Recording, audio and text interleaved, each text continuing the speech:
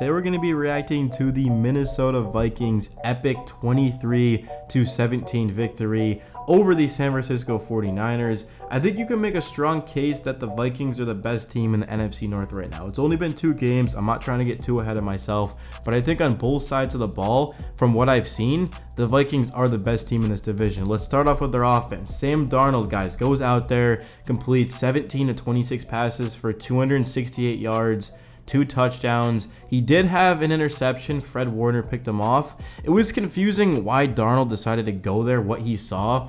I'll have to listen to what he says after the game. I have to go and look at the tape, but it was just a flat out bad play by Darnold. But that one play, definitely, we're not going to hold that too much against him because outside of that, he was incredible. Did take 3 sacks.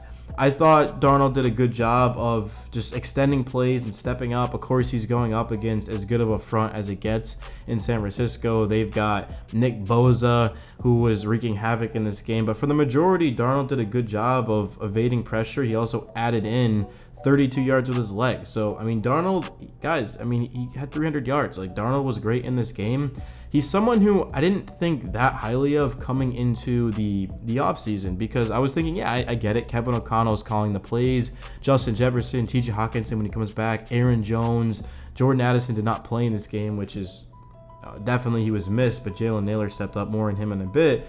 But yeah, I understood that the Vikings had a very good scheme, but Sam Darnold, he hasn't had much success at the NFL level until now. He's got the Vikings 2-0. It doesn't look like they're going to lose anytime soon, and they're killing it on both sides of the ball. They're running the ball. Darnold's making good throws. He's throwing into tight windows. He's understanding coverages and looks, and a lot of that definitely has to be attributed to Kevin O'Connell for making it as easy as possible. But Darnold deserves a lot of credit.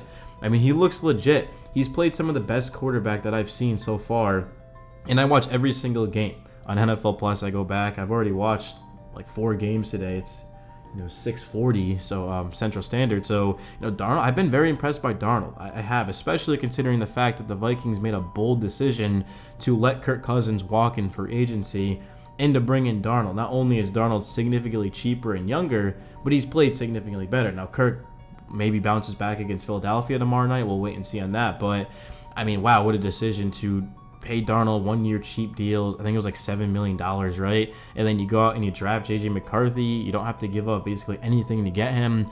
I mean, if you're a Vikings fan, I don't think you could be any happier. You're 2-0. Darnold's playing well. The defense is crushing it. Justin Jefferson is doing what he does best.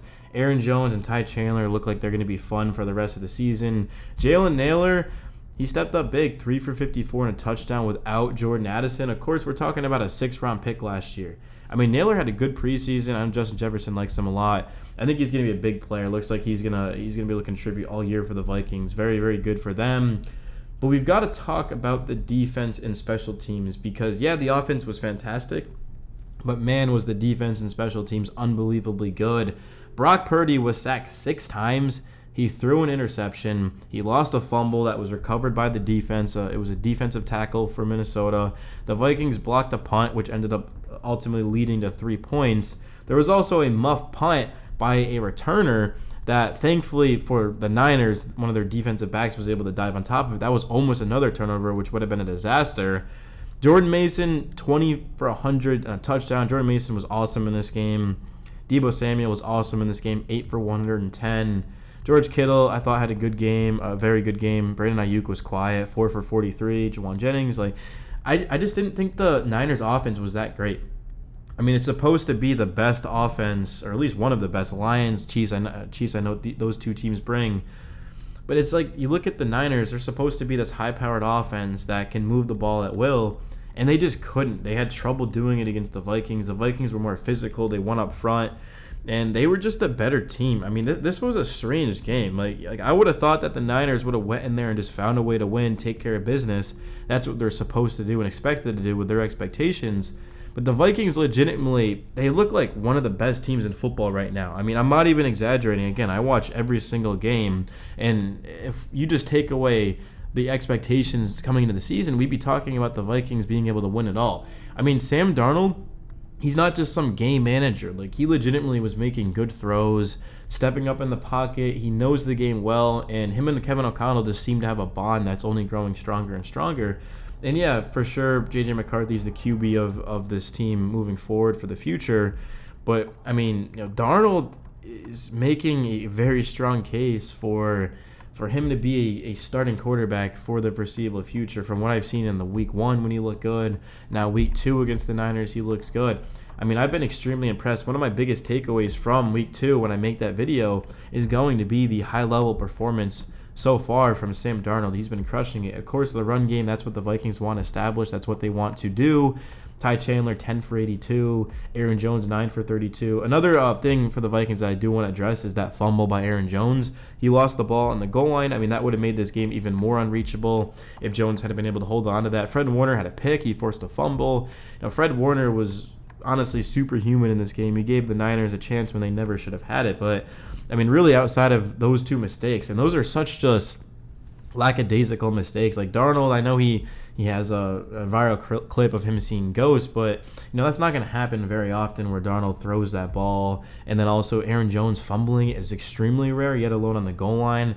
I mean, Jones might not fumble again the whole year. Like, I wouldn't be that surprised, yet alone that close to scoring. And it was a great play call too. It took away a fantastic play call. It was basically an all-out blitz by the Niners, and then all of a sudden it's a quick screen. Darnold sees the pressure here. Let me throw the screen to Aaron Jones, and it was such a beautiful play call. The timing was great, but it was just wiped away due to the turnover. But yeah, I mean, this wasn't a perfect game by the Vikings, but they found a way to win, and I thought they looked good too. Like, sometimes some mistakes kind of hinder your overall performance, but I mean, the defense is crushing it. The linebackers, Blake Cashman, showing exactly why he was a big-time free agent pickup. Ivan Pace Jr. and his development is going to be fun. Cameron Bynum, a lot of young players that the Vikings drafted stepped up. Of course, Andrew Van Ginkel had another good game in free agency. Jonathan Grenard, some big-time pickups for them. Stephon Gilmore's a veteran. I thought he looked good.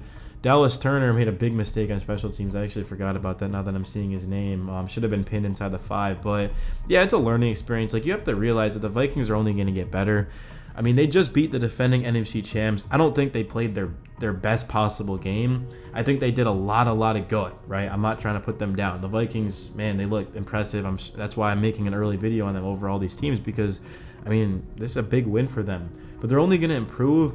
They got to limit the mistakes, the turnovers, of course, and I mean, the big plays were there. 25-yard run for Ty Chandler, 97-yard touchdown for Justin Jefferson, 26-yard play for Jalen Naylor. I mean, as a Colts fan myself, I don't think we had a 26-yard play all of the game against the Packers, and I wish we could have done you guys a favor and beat them, but yeah, we didn't. So that just goes to show that Sam Darnold, man, I mean, he's played a lot of football. I mean, I know he's only 27, but he was in the 2018 draft. I mean, that was 6 years ago. So Darnold, I mean, he was with the Panthers, he's with the Niners. He was never really given a fair chance, though, especially with the Jets, man. It was a bad situation. Now, with the Vikings, I mean, I could see Darnold legitimately having an amazing season and then becoming the starter for some team next season. It won't be with the Vikings because JJ McCarthy's their guy for the future, but I mean, maybe it will be. I don't even think that's fair to say. Like, maybe they ease McCarthy and he is the youngest QB. So maybe they just ease in McCarthy. That would actually make more sense. Like, I think Darnold probably could be the QB for the next couple of years for the Vikings. I mean, if he continues to play like he is now, which I don't know why he wouldn't. Peace.